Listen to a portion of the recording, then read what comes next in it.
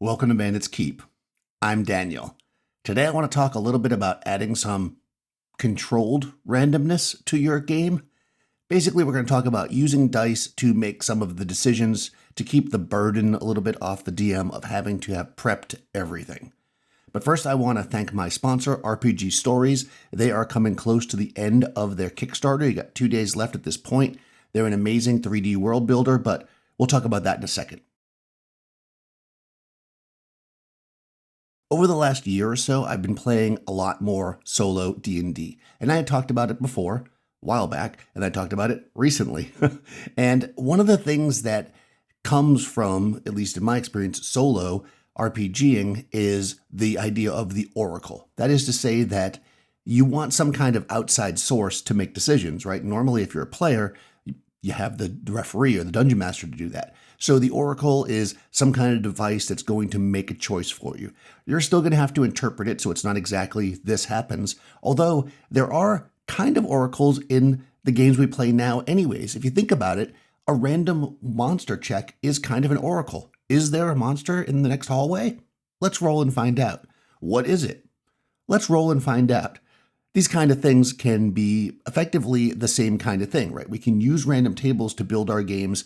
And oftentimes when you're at the table with your players, let's say if you're doing a journey, I know when I'm hex crawling, we're rolling to see if they run into something, what it is, how far away it is, what the reaction roll is, are they surprised? All those things on some level are oracles, but we can use them for so much more.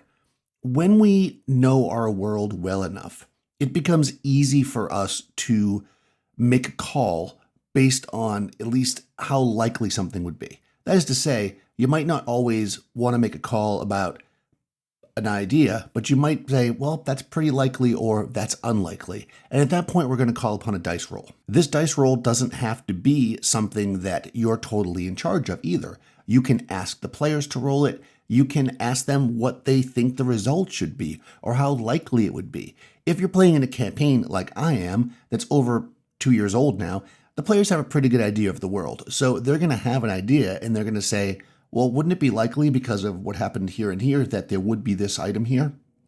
And if they are right, I mean, sometimes I can just say yes, but if we want to leave it to chance, we can then set the oracle based on that.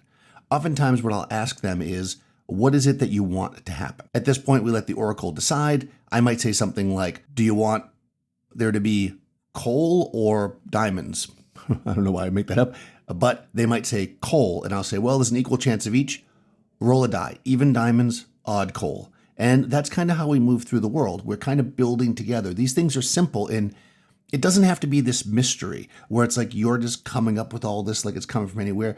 I don't have a problem with the players knowing that I don't know every single item about my world.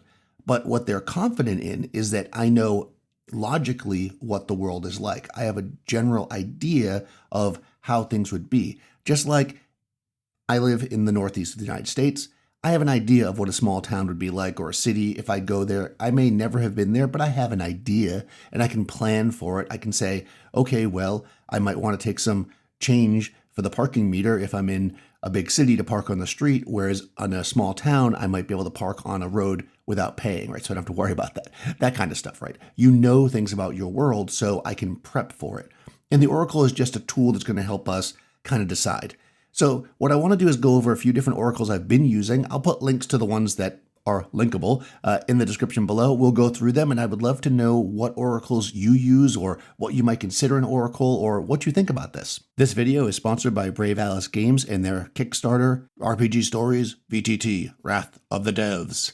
So this is more than just a map-making software. It is a 3D VTT, including dice rollers and all kinds of cool special effects. Beyond making rooms, buildings, landscapes, there's characters and monsters, there's a dice panel for when you're playing, there's also quest writing tools that allows you to kind of keep your campaigns going, and you can build your adventures in various basic stories, switching from environment to environment and providing an amazing 3D experience for your players. Beyond that, RPG Stories does support 2D uploading and gaming as well. A couple of points I want to make here is that RPG Stories is already active on Steam, and if you support this Kickstarter, you will get access to the original version, and they will be updating as they go. So you'll have access to all that stuff right away. You've got the biggest 3D world builder out there. You can use it for all kinds of games: D&D, Pathfinder, Call of Cthulhu, Alien, whatever you're playing. From the last Kickstarter, they fulfilled everything and more, so you can definitely expect that you're going to get what they're offering. Basically, what we're getting here is an expansion that's going to allow for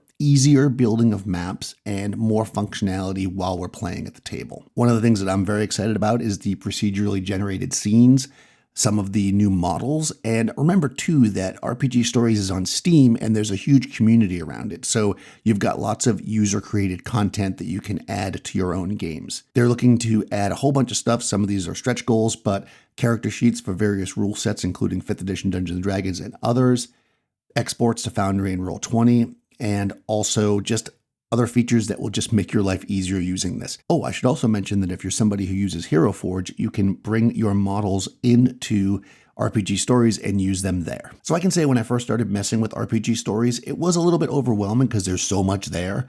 But after a couple of days of messing with it and looking on the Discord server where there's a great community and some of the tutorial videos, it becomes pretty easy to kind of get into this thing. I love how you can move around within the scene and have this 3D action. I took some time and built a nice 2-layered scene where some monsters were hiding under a bridge, and man, that was just fun to mess around with. So I can't wait to use this more with my group. I hope that you take the time to support this great project. It has already funded and there's 2 days left, so let's see how many stretch goals we can hit with this, and check out the link in the description below. All right, so the first one is the dice. So the dice are the thing I use the most. Oftentimes I will set a chance, normally on a D6, and that chance will be based on how likely something is. Is there a wandering monster? Might be a 1 or a 2 on average, but in a place where it's unlikely there's monsters, it might be only on a 1. It might be a 1 through 4 on a D6 if it's in a heavily patrolled area. Again, knowing your world's going to help. But to get a little bit deeper into that, I already talked about even, odd, high, low, those kind of things. First of all, it helps build the tension at the table. If the players ask me, let's say they need something, like recently they needed lead, okay? And if I just behind a DM screen they were like, is there any lead? And I was like, there's no lead. That's not as exciting as me saying high or low to one of the players. And they say high. And I look at another player and I say, roll a die, right? Now there's a tension. They're getting to roll the dice. They get to see what's going on. And that's kind of where we're at here. But again, the most common oracle I've been using in my solo play, which I got from Matt Jackson, and I will put a link to that in the description below, their full description, but I'll kind of go over it briefly, is Matt uses 2 different colored dice. He uses red and blue, I believe. And basically 1 equals yes, 1 equals no. I use white and black, so yes is white, black is no. And you basically roll the 2 dice when you are asking a question. So, is there a monster behind the door? Are they hostile? Is this the droid you're looking for? Or are these, I guess would be the case. And you roll the 2 dice. Now, if there is a chance that one thing might be more likely, you add an additional die. And the way I do it, Matt uses a 3rd color, I just add 1 more of the color. So in this case, it'd be more likely that it's going to happen. So we roll 2 white, 1 black. Now, the reason why we're rolling dice and not just flipping a coin or something like that is because we have pips, right? So if I say, are there orcs in the next room? And I roll that, well, guess what? There's not only orcs, there's a lot of them. Or perhaps they're definitely hostile, or they heard you coming, right? This is a massive spread in the result. So you can use the difference in the spread to adjudicate it. You can roll as many dice as you want. I found 3 generally works the best. You could say, well, it's really likely, so I'm going to roll 4 of one color and 1 of the other. But I feel like at that point, you should just make a yes/no call. So this is probably the oracle I use the most. It's simple, it's straightforward, and it works. Another oracle that is very popular that I just started using is something called Mythic. Now, Mythic is a GM emulator. It's a game in and of itself. It's also a GM emulator. And you can use a book and it's all kinds of things, but they also make a card deck. And I like the card deck because, again, I can have it on the table next to me. And what Mythic does is it has you track kind of a level of tension. Well, I forget what they call it now. But basically, that you're tracking how tense the situation is or how much control the characters have. And based on that, you draw a number of cards and you make a decision. So I think if it's even odds, you just draw 1. And like in this case, it would be no. And you can see on the top of the card, there's other things we can add here. Like there's words and things to set the scene. So if you want to try to figure out like how hostile, or let's say the motivation of an NPC, you might draw a card, and this one says food develop, right? Food develop. So you could choose one of those. Food. Okay, well, interesting. Maybe they want food, or food will help develop a, interaction with them. You also see these cards have on them at the bottom here, we've got a scene setup. This is really interesting. I've started using this recently. Basically, what you do in Mythic is you decide what's the most logical thing that's going to happen. The party is going to take their horses from one town to another. It's a pretty safe area. It's pretty populated, so they're pretty much just going to have a safe, even trip. And then you look at the card, is the scene as expected? And based on that tension level, which somebody probably that does Mythic is yelling at me. It's a CF, it stands for something. But anyways, based on that, you look here, and if it's from, let's see in here, 1 or 2, it's as expected. 3 through 9, it's altered. So what does that mean? They get lost, the road's broken down, they encounter somebody. You can add these to add little bits instead of rolling standard wandering monsters. So I found Mythic to be very interesting. Like, again, I just use the card deck. There's a lot to Mythic if you want to play solo, but I think as a GM just using it at the table, it's nice just to be like, no, or no extreme, or yes. I was waiting for a yes. In the same vein of Mythic, I've been using this GM's Apprentice deck lately. This is one of those do-all things. It's kind of, you can roll dice with it. You can do the yes-no thing with it. You've got names. This is fantastic because I am the worst at coming up with names. And people always talk about having lists of names and things like that, but I just find that to be a pain. So when I run into a new NPC, I just pull this out and I go, boom, and I look. Here's my names: Leland, Perdita, or Azrael. I pick one, depends on what the situation is. And we can also get a virtue and a vice from this. Just totally threw it on the ground. We can also get smells and sounds. So these are really useful. So again, if the players say, oh, I enter into this area, and you don't really have an idea, and you're like, do I listen? Do I hear anything? You can just pull a card. A friendly purr against your leg. And you look down and there's a cat there. A cat, you might say. What could that be? Is it a wizard? No.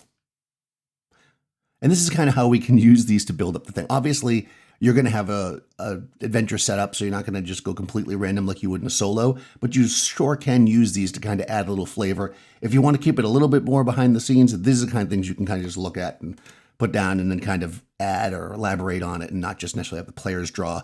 What sometimes with like Mythic, I'll have the players draw it, or the dice, I have them roll. So one final one I want to talk about, I just started using it. It comes from Tales of Argosa, which was a Kickstarted recently, so it should be out soon, but the cards are available on drive-thru, so I'll put a link, is the Deck of Signs. This is very cool. I covered it. This is very cool because not only does it have words to trigger things, but it also has images, and I love that. And the way you use this one is you draw it, and you see an image here, and you've got this image of a boat, and then we've got wind, howling, fleeting, erratic. And we can use any of those or all of those to make a call of what's going on. So you're in some strange cave system. You have notes for yourself. There's ancient writing on the wall, to set the mood. And then the players are like, I use comprehend languages and read it. What does it say? Well, you draw a couple cards here. King commanding, powerful obedience, seer watching, prophecy strange. You look at these two pictures and boom, you come up with a prophecy. There's a prophecy, a king, about a strange seer that might bring destruction to the land, carved into the wall. And then the players are going to go, well, that's interesting. And there you go. You've set yourself off on a story. Now, if that is completely inappropriate to your world, that'd be something that'd be good for my world. Obviously, you would choose something else that makes sense. And that's really what we're at here. Or you just tell them. You say, well, as you're looking at the wall, you see it, you read the following words, and there's a depiction of death. And you leave it at that. They don't have to have an answer on the spot, right?